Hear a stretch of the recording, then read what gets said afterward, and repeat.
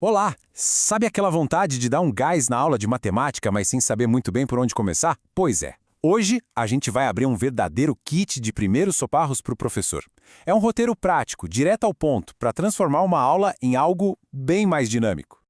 É isso mesmo. A ideia é ser um pronto-socorro, uma ajuda rápida, para resolver aqueles desafios do dia a dia na sala de aula de um jeito mais leve e, claro, muito mais inspirador. E quem bolou tudo isso não foi uma pessoa só.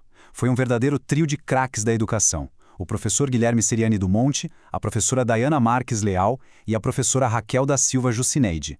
Eles juntaram a experiência de cada um para criar essa ferramenta que, olha, é poderosa mesmo.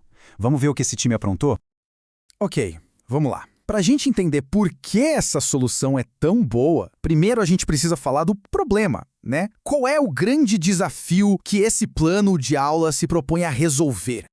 O nome do desafio é alfabetização matemática. E olha, isso é bem mais do que só decorar a fórmula. É o desafio de fazer a matemática fazer sentido, sabe? De conectar os números com a vida real do aluno. Fazer com que a aula seja envolvente e que fale com cada um, do jeito que cada um aprende.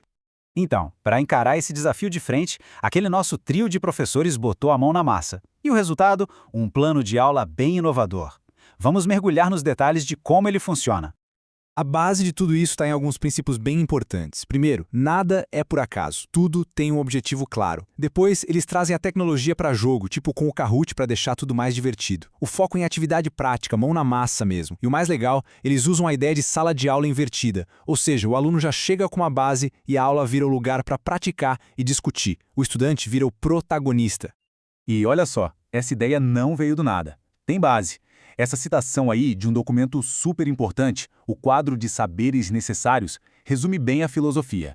Basicamente diz que para aprender geometria de verdade, o aluno tem que pegar na massa, tocar, sentir as formas, sabe? É o aprender fazendo.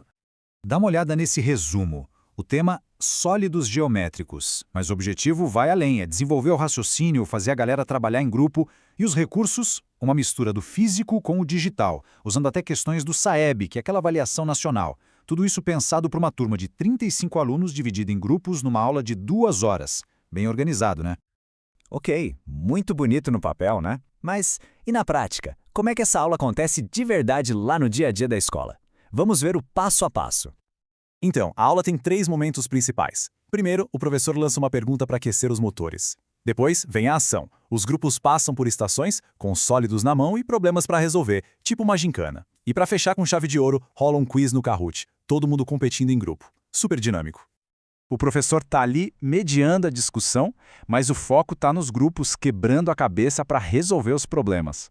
E o mais importante, são os próprios alunos que apresentam as soluções, explicam como pensaram.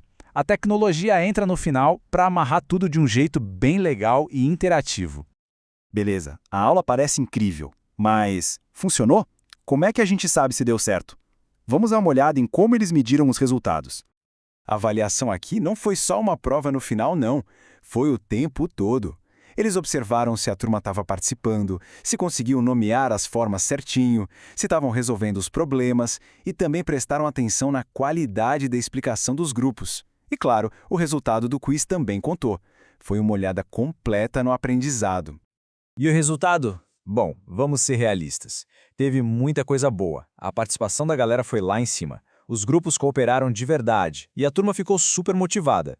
Mas, claro, não existe fórmula mágica. O plano também mostrou que alguns alunos tinham dificuldades antigas, uma defasagem que apareceu na hora de resolver os problemas. Mas sabe qual é o ponto principal aqui? No final das contas, mesmo com esses percalços, a aula dinâmica fez uma diferença gigantesca. O engajamento, a cooperação, tudo isso deu um salto. E isso por si só já é uma vitória e tanto. E tudo isso deixa uma pergunta no ar, né? A experiência desse trio de professores mostra que juntar um bom plano, atividades práticas e um toque de tecnologia pode, sim, transformar uma aula. Então a reflexão que fica é: e aí, qual pode ser a pequena ferramenta ou a mudança que vai fazer toda a diferença na próxima vez?